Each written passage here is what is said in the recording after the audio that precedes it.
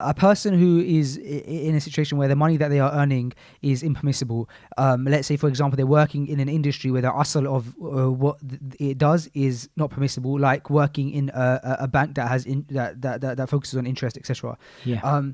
That makes money off interest, sorry. What can we say about that person with regards to their wealth? Does it affect, how much of their life does it go on to affect? It could go on to affect every single part of their life. It could go on to affect their children even. And when we say their children, some people say, well, haven't we heard the statement of Allah, وَلَا تَزِرُ وَازِرَةٌ وِزْرَ أُخْرَى?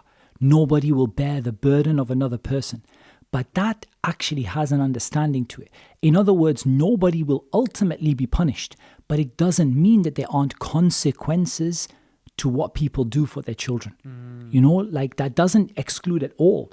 And we know that, for example, in Surah Al-Kahf, those two orphans who had the treasure that was buried for them, وَكَانَ أَبُوهُمَا صَالِحًا, because their father was righteous.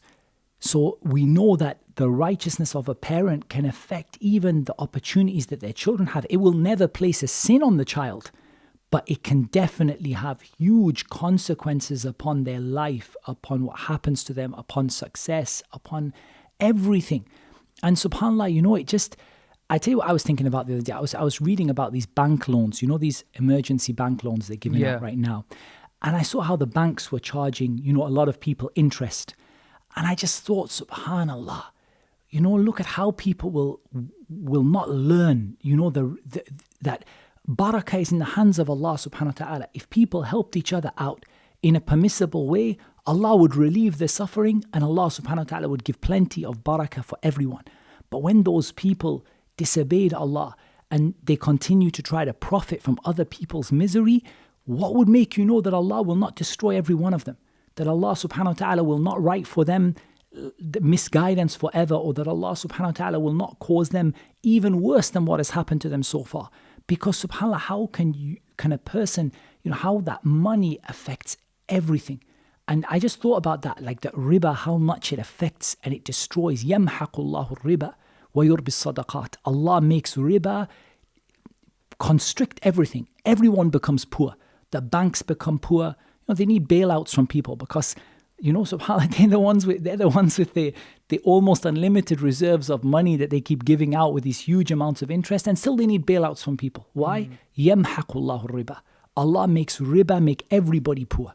وَيُرْبِ الصَّدَقَاتِ. And Allah puts real riba, as in real increase and real profit, in sadaqah.